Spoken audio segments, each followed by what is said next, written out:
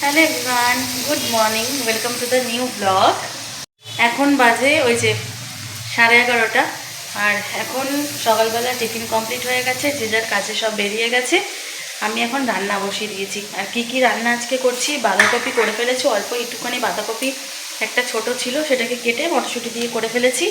সকালবেলা টিফিনে খেয়েছি ভাত আর হচ্ছে বেগুন ভাজা। মা আরও ভাত আর বেগুন ভাজা খেয়েছে, আমি আর বাবা রুটি আর বেগুন ভাজা খেয়েছি। আর এখন আজকে করব হচ্ছে পটল আলুর তরকারি। তার জন্য এখানে আমি এই যে আলুটাকে ভাজা বসিয়ে দিয়েছি, এখানে নুন হলুদ মাখিয়ে পটলটাকেও রেখে দিয়েছি। এখন রান্না করবো আর বেগুন পোড়া করবো, ব্যাস, তাহলেই আজকে খাবার ডান। কালকে তোমাদেরকে তো বললাম যে আমাদের কুকুরে আমাদের গাড়িটার কি অবস্থা করেছে। এই যে দাঁড়াও তোমাদের দেখাচ্ছি।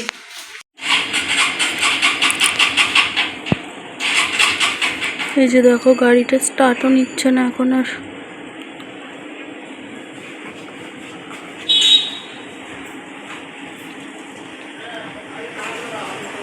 কি গো, স্টার্ট নিচ্ছে না?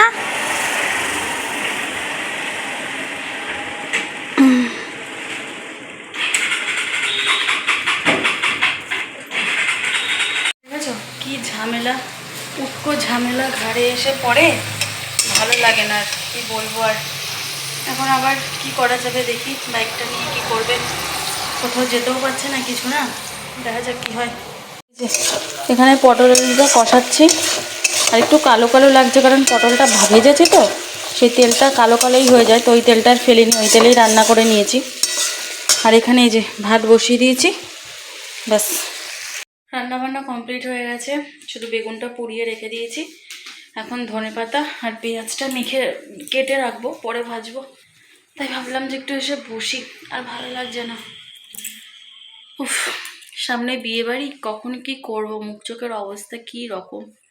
বিয়েবাড়ি মানে কে জানে কবে কি করবো, ঠান্ডার জন্য না মুখে কিছু লাগাতেও ইচ্ছা করে না, মানে কি অবস্থা। আজকে আইব্রোটা করতে যাবো সন্ধ্যাবেলা আমি আর মা।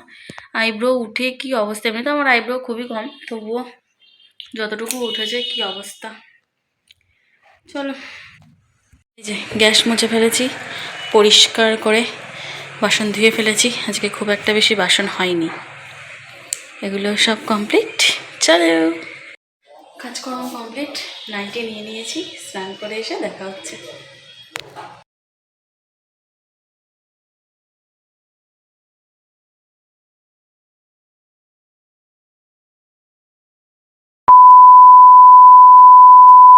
এখন সন্ধে হয়ে গেছে, আর আমি এখন রেডি হচ্ছি। এদিকে কোথায় যাব বলো তো, যাব হচ্ছে আইব্রো করতে, আমাদের এখানেই বাজারে আর কি যাব। আমি ওর কাছেই আইব্রো করি, তো বিয়ের পর থেকে আমি এর কাছেই আইব্রো করি। মাঝখানে তো দুবার আমি রিয়ার কাছে আইব্রো করে নিয়েছিলাম, তো এখন যেহেতু বিয়ে বাড়ি রিয়াও আসেনি, তার জন্য ভাবছি যে এর কাছে চলে যাবো আইব্রো করতে। আর আমি আর মা দুজনে মিলেই আইব্রো করবো, তো তখন দুজনে মিলেই হাঁটতে হাঁটতে যাব।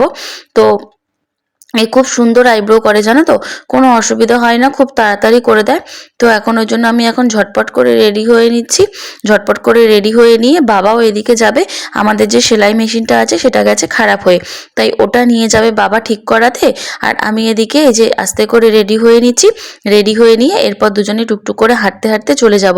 ও তো বাড়িতে নেই, ও বাড়িতে থাকলে ও দিয়ে আসতো, ও আসলে কাজে বেরিয়ে গেছে, যার জন্য আমরা এখন ওই 6:30 মতন বাজে, তো এখন আমরা এইপর টুকটুক করে দুজনে হাঁটতে হাঁটতে বেরিয়ে পড়বো, কোনো ঝামেলা নেই। কিন্তু সব থেকে বড় ব্যাপার কি জানো তো, এই শীতকালে না আমার ঠান্ডার মধ্যে কোথাও বেরোতে ইচ্ছা করে না, আর একবার বেরোলে তখন তো ভালো লাগে, কিন্তু তারপর আর বেরোতে ইচ্ছা করে না। আর এই যে যেমন বললাম তেমন কিন্তু এখন আমরা দুজনে মিলে হাঁটতে হাঁটতে বেরিয়েও গেছি। আর এরপর চলো সোজা কিন্তু চলে যাব হচ্ছে পার্লারে। পার্লারেই তো অনেক রকম অনেক মানুষ থাকে, অনেক রকম অনেক কাজকর্ম হয় পার্লারে, কেউ ফেসিয়াল করে, কেউ এসে করে, তো সবাই তো কমফোর্টেবল থাকে না, তো তার জন্য আমি আর কিন্তু আইব্রোর কোনো ভিডিও করব না। তো এরপর চলো আমি পার্লার থেকে বেরিয়ে এরপর কি করব সেটাই তোমাদেরকে দেখাচ্ছি। পার্লার থেকে এখন বেরিয়ে গেছি, আর পার্লার থেকে বেরিয়ে কিন্তু আমরা চলে এসেছি সোজা ফুচকার দোকানে।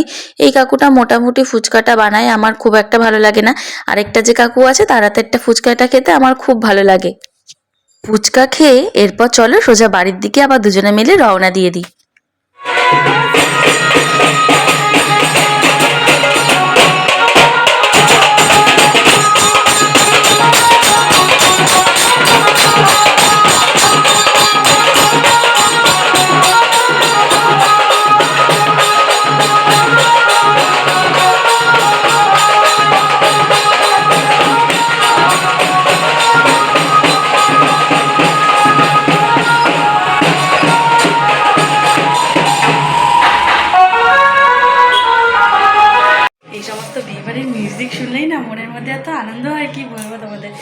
চলো এখন বাড়ি চলে এসেছি, আর বাড়ি চলে এসে এখন চাটা তো খেয়েই গেছিলাম, এখন আর কোনো কাজ নেই। এখন চায়ের বাসন টাসন মাজবো, আর ভাত আছে, মা ভাত খেয়ে নেবে, আর আমি আর বাবা রুটি বলে দিয়েছি রুটি খাবো। ও কাজে চলে গেছে, ও রাত্রে খাবে না, ওই যেখানে কাছে কাছে ওখানেই খাবে।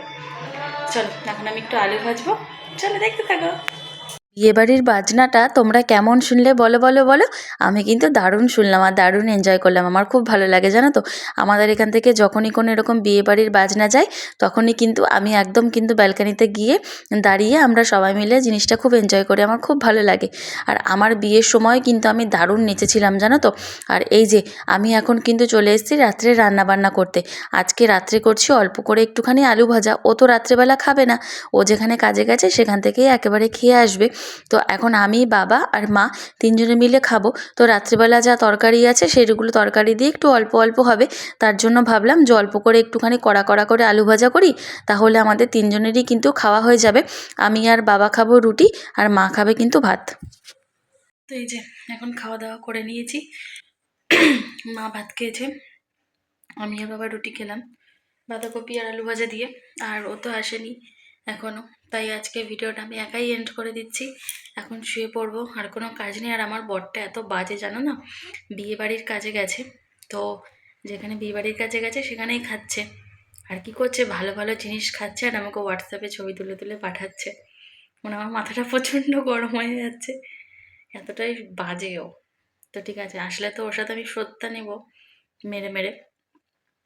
তো আজকে ভিডিওটা এখানে শেষ করে দিচ্ছি। জানি ভিডিওটা দেখার মতো কিছুই ছিল না, সারাদিন আজকে তেমন আমি কিছুই দেখাতে পারিনি, তবুও তোমাদের ভালো লাগলে দেখো।